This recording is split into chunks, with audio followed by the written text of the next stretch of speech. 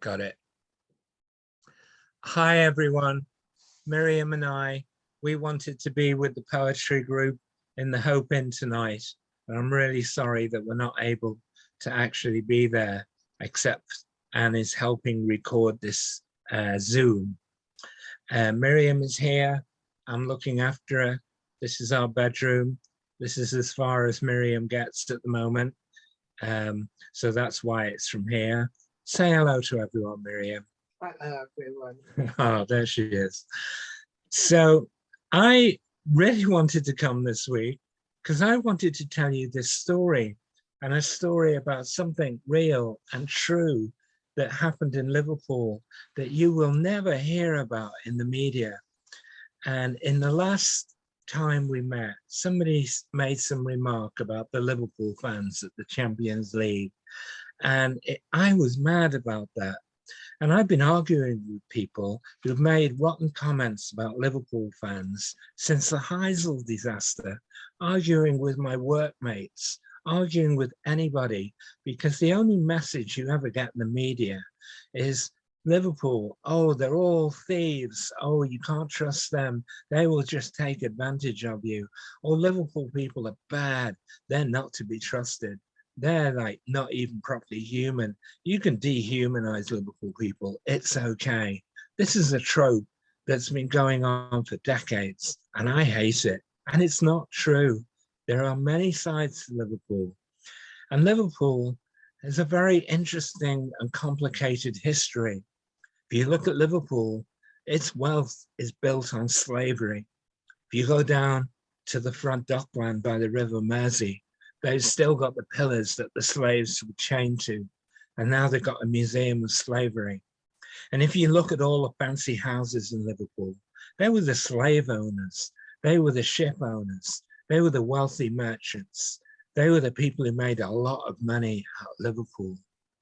Well, what was it like for the people who lived and worked in Liverpool, especially made that dock work? Well, they didn't get anything. They were employed as day laborers. They were just screwed and abused in the worst possible way for decades and decades. Well, nobody talks about that. Nobody remembers that. They remember how the unions got powerful. They remember how their unions abused their power, how wretched it was to try and deal with the dockers who would just steal everything anyway. And that's why we have container ships now, because it's a different game trying to steal from containers. Nobody talks about how badly the people in Liverpool were treated all those decades, all those years, and where the wealth of that city came from. So there's a long and complicated history in Liverpool. I want to tell you a story about something that happened to my mum. And this is an absolutely true story, and it tells you something about, not that this applies to everything that ever happens in Liverpool, but there's a side in Liverpool that's golden and wonderful and magical. I was born in 1955. So in 1960, I'd be 5 years old. And so while I was a kid growing up, it was in the 60s in Liverpool. And to me, as a kid in Liverpool, Liverpool was just the center of the world. Of course it was. We won the World Cup. Part of it was played in Liverpool at Goodison and Anfield. Of course we did. We didn't think it was a big deal. Of course we won the World Cup. We were the best team. Of course we were. We had the Beatles. The Beatles would play down the cavern. My elder sisters would go down the cavern on a Saturday night and watch the Beatles. So what you did, you didn't really think about it. You just took it for granted that Liverpool was like number one, whatever you wanted to talk about. It had two massive cathedrals. It had everything covered. It was very hard to think of a way that in some way Liverpool was not the best place on earth, possibly ever. You grew up in Liverpool. Liverpool was a laugh. People were poor. It's funny now talking about it in 2022, but in the 1970s, as drab, as mediocre, as there were many things to criticize Britain, it turns out that that was the time when people were most equal with each other, between the poorest and the richest. That was the time when people were trained. That was the time when you had some kind of job security, or with the leases on the flats, there were communities, and they were called slums and knocked down. But before they were called slums and knocked down, there were actually real communities with real people living there. And really, this is where this story comes from. It comes from a time when people lived in communities. And in Liverpool, I suppose there were a lot of Catholic people in Liverpool. The city was divided. There was a kind of unspoken division between the Catholics and the Protestants, like there were in many cities in Britain that we don't talk about now. But that kind of social division, that kind of civil war in Britain, was under the surface. And lots of guys who trained in the army and the national service, who were trained as soldiers, who were trained to kill, they were all there in the undercurrents of Liverpool. They were all ready to go and bash each other on the head if that was necessary. We lived in a time when we thought Britain was a place, it was one country, it was a unity of people, but under the surface, there were a lot of tensions going on. And this is a story about Liverpool. And Liverpool was a place of many big families. My father's family, my father had more brothers and sisters that you could count. If abortion had been available to my grandmother, his mother, then he wouldn't have been alive. And me and my sisters wouldn't have been alive. And the generation ahead wouldn't have been alive. And the generation that's coming wouldn't have been alive. So I have very complicated feelings about abortion being freely available to all women. I completely agree with it in principle, and that women should have the power over their own bodies. But my father's mother tried to induce an abortion, a miscarriage, by moving that heavy antique old furniture that all the houses would be full of. And mercifully, she failed. And my father was born. He was a sickly child.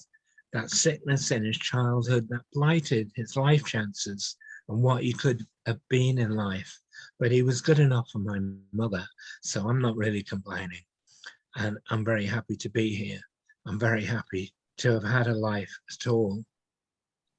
This is a story about something that happened to my mother when she was a pensioner, when she had got older. Now, my mother was really the brains in the family. Although she had difficulties in her childhood, her life wasn't that blighted, apart from the fact that she was a woman. So her professional development is just blighted automatically by being a woman. But apart from that, my mum was very glad to pair up with my dad and have a family and a stable, safe existence in Liverpool. And by and large, that's what they had. They did what they wanted to do. They got what they wanted to have in life. So in those basic terms, they had a successful life. My father worked very hard. He had a massive heart attack at my age, 67, and then was no longer in the picture. He talked to me that he never wanted to get old. He never wanted to be cared for. He didn't like that future of an old person being sick and having to be looked after. So he got what he wanted.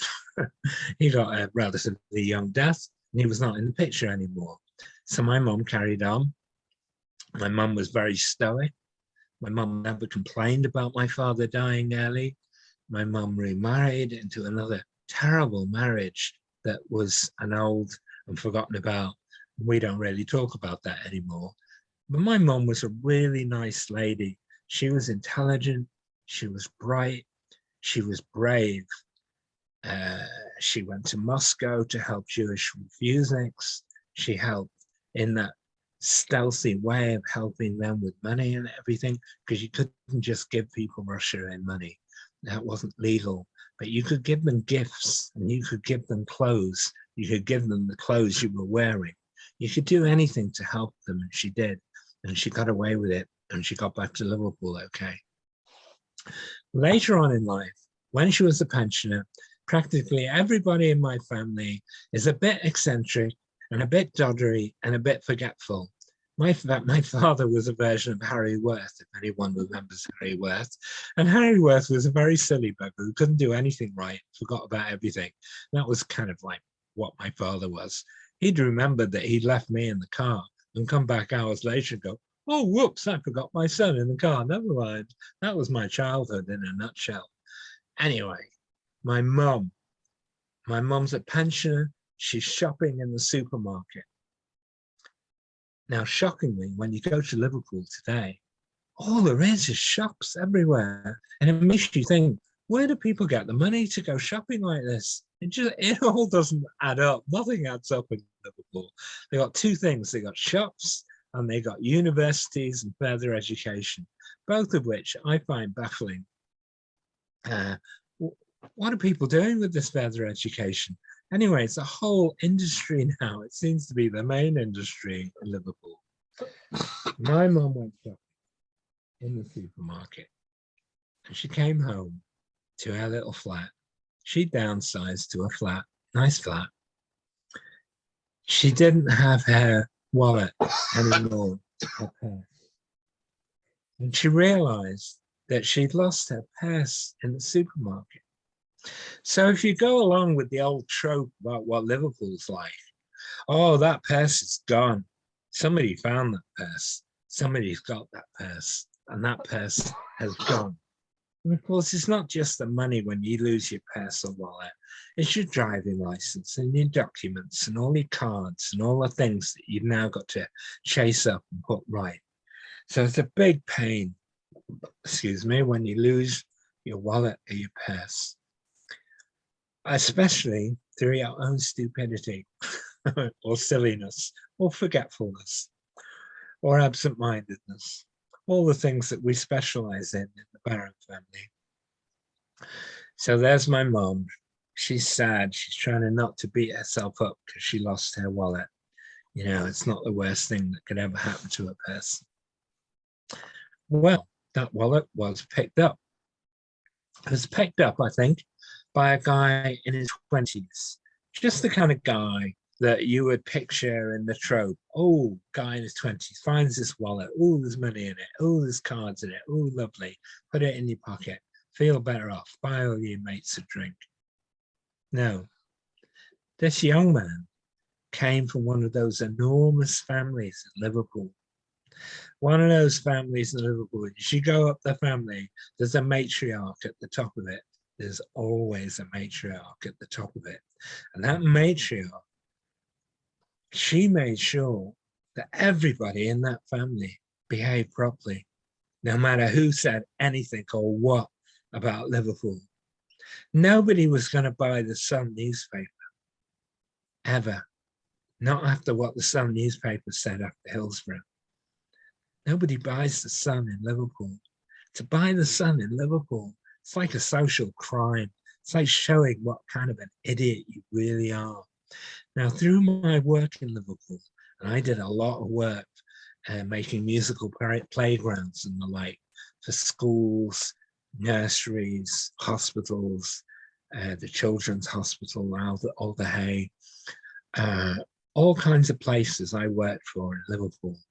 This became really important to me, something that I love to do. And one day, I went down to the Times newspaper printing depot on the edge of Liverpool, because they have a printing presses and depot that they had built and made there. And they did fund, they funded people I worked for. So I had occasion to go down and talk to the manager there. When you go in that building, it's not like an ordinary building. It's like a building that's built ready for the revolution. And there are corporations in Britain that know that there's a revolution coming and they are prepared for it. And it's not like going in a building. It's like going in a high security place that's ready. Well, I went in there, I talked to the place, and it turned out that laughably, News Corporation, they didn't make any money that year. Oh no. They're another one of these corporations. They have fancy tax arrangements, so they never make any money and they never pay any tax. They just make money out of you. So don't let News Corporation make money out of you. Don't sign up for Sky. Don't buy the Sun. Don't give them a penny. That's my attitude. Anyway, I'm getting off track here. The son finds the wallet. He doesn't pocket the wallet. He passes it up the family. Up the family it goes to the matriarch. The matriarch gets the wallet. She sees what's inside. There's a name. There must have been a telephone number. She calls my mum. She says, "We got your wallet. I'll send one of the boys over to give it to you." My mum says, "Can I give you a reward? It's so great that I'm getting my wallet back." No, I won't think of it. No reward. I'll send one of the boys over and that'll be that. That's what happens. She got one of her many ski-ons, part of the family, to bring the wallet over to my mum. My mum got her wallet back with everything in it. No, there was no question of giving back a reward. But that tells you what is going on in Liverpool. That tells you what it can be like in Liverpool. Now, I work for a lot of clients in Liverpool. I work for a lot of Catholic schools, and I witnessed, okay, so there's a kind of segregation between Catholics and Protestants don't support their schools like Catholics support their schools, or Jews support their school. But I did a lot of work with Catholic schools, and all I can say is that these communities are fantastic. Those people are there for each other. I'm not saying there's not a horrible dark side in Liverpool. Of course there is. And that horrible dark side, it's been getting worse since the 80s, since Thatcher changed the drug laws. Because before the drug laws, it was all kind of manageable. And after the change in the drug laws, it's totally unmanageable. And that's the problem in Liverpool. That's the problem for all the good people, because they don't want to be shot by accident in the street, but that's what's happening. And now the gangs have taken over the street. If you go on any street in Liverpool, there are people watching. You can't see. It's not like cameras watching. There's people watching. The gangs are watching. They're watching everything. And they're figuring out what they can do in their own interest. It's all out of control. You know, the police are always behind the curve. The police, I watched Casablanca last night. There's some really funny scenes when the French superintendent is telling all his men to round everybody up, the usual suspects. That's just what it's like in Liverpool. It's mad. It's always been racist and horrible, and that was the police. I don't know if it's the same today, but I wouldn't be surprised if it was. Anyway, I've told you what happened to my mum. Absolutely true. I did most of my work for schools and places in Liverpool. And I was told by the city, I was told by the Parks Department, you can't do this. This is not going to happen. Your work's going to be destroyed. It's going to be burnt down. You don't have a prayer. You don't have a chance. And I spent my entire working life showing what rubbish that was. And I worked for one place after another, and we got supported. At the time, I got the biggest amount of money from Children in Need for a client to build an enormous stage for a special needs playground. The local Chinese youth orchestra came and played on it to open it. All fantastic things are going on all the time in Liverpool. Things you never hear about. Things you're not going to hear about in the media, because that's not what people want to hear. That's not what they're interested in for some reason. I wish I owned these newspapers and I own these television stations, because a different story would be told, and there'd be arguments in the newsroom, no problem. And I'd hold the city to account for the mistakes that it makes and the corruption that kind of rules the day in Liverpool. Yeah, all that happens, but there's other things going on, and they're immutable kind of goodness that keeps that place going. And that's what I wanted to talk about tonight. So when you hear a story about Liverpool, it's probably a bad story because that's what they want to talk about. Just to remember that it's not the whole story. And what I told you tonight, that's part of what is happening in Liverpool. And it's strong and it's real. And when you see the cop singing away, there's something real about that. I'm not even a Liverpool supporter. I hate Liverpool. I'm an Everton supporter. But it doesn't matter who you support. We're all the same. We're all in the same boat. We're all treated the same. We're all regarded the same. We'll all be tear gassed the same by the authorities. We'll all be locked up the same. We'll all be killed the same by negligence and the stupidity of the authorities. We're all treated the same. And we all grieve together. Thank you. Thank you, Elliot. Thank you. We'll miss you both tomorrow. But I'm going to try and show this on the telly in the hope. I'm just going to stop recording now.